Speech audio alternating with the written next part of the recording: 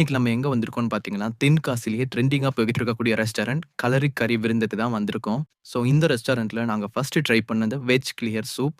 அதுக்கு அடுத்து நான் ட்ரை பண்ண starter chicken அல்ஃபகாம்.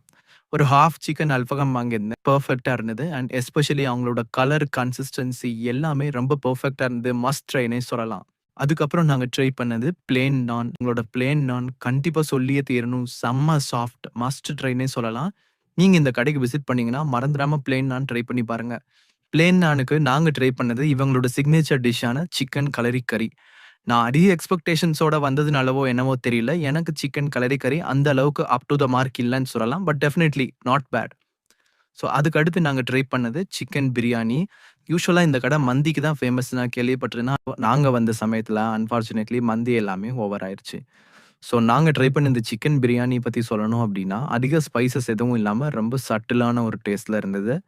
Dindigul style biryani நம்ம தென்காசியில ட்ரை பண்ணி பார்க்கணும் அப்டின்னா, இது ஒரு மஸ்ட் ட்ரைன்னே சொல்லலாம். இப்ப இவங்களோட இளநீர் பாயாசம் கொஞ்சம் கிரீமி கன்சிஸ்டன்சில இருந்ததுன்னே சொல்லலாம்.